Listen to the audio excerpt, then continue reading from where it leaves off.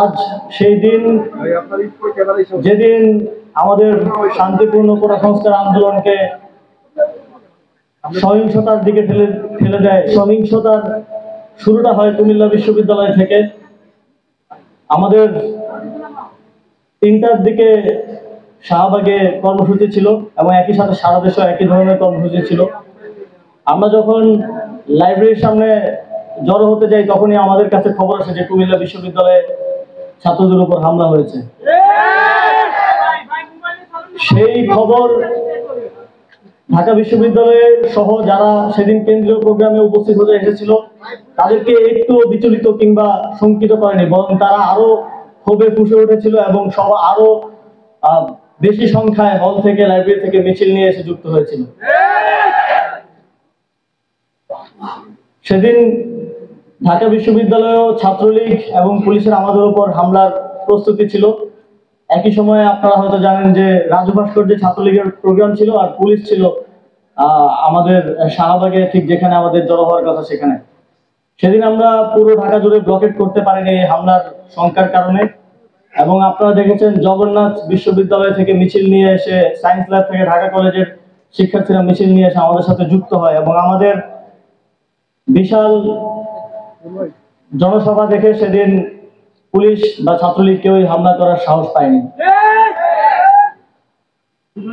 তারপর আমরা যখন আমাদের কর্মসূচি শেষ করি তখন আমরা শুনতে পাই যে কুমিল্লা বিশ্ববিদ্যালয়ের শিক্ষার্থীরা উঠে দাঁড়িয়েছে এবং আপনারা প্রতিরোধ গড়ে তুলে সেদিনের ব্লকের কর্মসূচি শুধু সফলই করেননি, রাত 11টা পর্যন্ত ঢাকা চট্টগ্রাম মহাসড়ক অবরোধ করে রেখেছিলেন।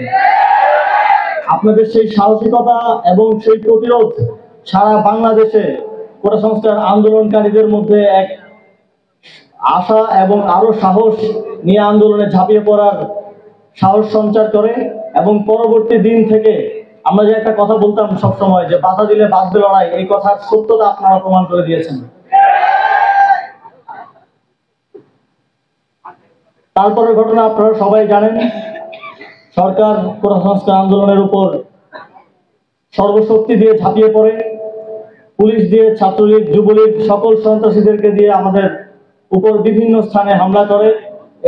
এর ধারাবাহিকতায় প্রথম আমাদের আবু সাইদ বুক চিতিয়ে দিয়ে শহীদ হন এবং আমাদেরকে এক মুক্তির আন্দোলনের দিকে, স্বৈরাচার হটানোর আন্দোলনের দিকে ধাবিত করেন। আমাদের এই আন্দোলনের সফলতার পেছনে একমাত্র এবং শুধুমাত্র ক্রেডিট যায় আমাদের শহীদদের প্রতি, যারা আমাদেরকে পথ দেখিয়েছেন, যারা আমাদেরকে সফল হওয়ার প্রেরণা দিয়েছেন এবং আমাদের সকলকে শহীদ হওয়ার যেই মহানুভবতা সেটা শিখিয়েছেন এবং সারা বাংলাদেশের কোটি কোটি মানুষ তাদেরকে দ্বারা অনুপ্রাণিত হয়ে রাজপথে নেমে এসেছে এবং একটি 17 বছর ধরে চলা এক স্বৈরাচারী শাসন থেকে বাংলাদেশের মানুষকে মুক্তি দিয়েছেন। আজকের এই দিনকে আমি প্রথম প্রতিরোধ দিবস ঘোষণা করছি এবং আপনাদের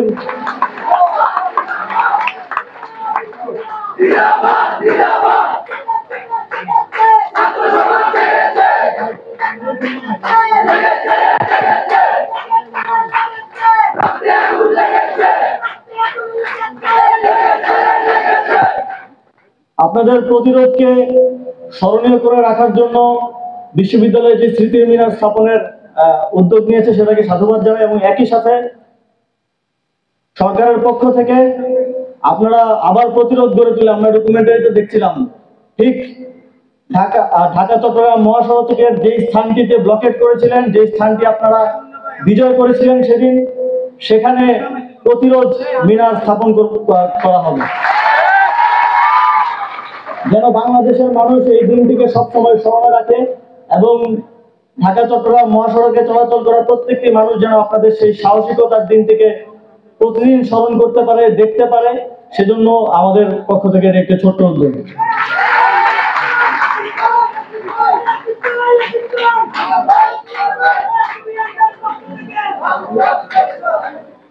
আপনাদের কিছু দাবি ছিল, কিছু দাবি বিশ্ববিদ্যালয় প্রশাসনের প্রতি ছিল। বিশ্ববিদ্যালয় প্রশাসনকে আমি আহ্বান জানাবো আপনাদের সেই দাবিগুলো যেন তারা দেখেন, এবং সেক্ষেত্রে সরকারের পক্ষ থেকে যে কোনো ধরনের সহযোগিতা করতে আমরা প্রস্তুত আছি।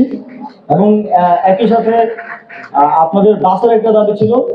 আমি জুলাই গণঅভ্যুত্থানে আপনারা যে অবদান রেখেছেন তার কাছে এটা খুবই কম, তবে আজকের এই দিনেই আপনাদেরকে স্থানীয় সরকার বিভাগের পক্ষ থেকে 3টি বাস উপহার দেওয়ার ঘোষণা করছে। জুলাই গণঅভ্যুত্থানে আপনাদের সাহসিকতা সারা বাংলাদেশের মানুষের জন্য স্মরণীয় হয়ে থাকবে, এবং স্মরণীয় করে রাখার জন্য আমরা প্রয়োজনে আরো উদ্যোগ গ্রহণ করবো আপনাদের সাথে আলোচনার ভিত্তিতে। এবং আপনারা একইভাবে বাংলাদেশের যে কোনো সংকটময় মুহূর্তে আবারও এগিয়ে আসবেন, আবারও বাংলাদেশকে পথ দেখাবেন, সেই আহ্বান জানিয়ে এবং আপনাদের সকলের দীর্ঘায়ু এবং সুস্বাস্থ্য কামনা করে আমার বক্তব্য এখানে শেষ করছি।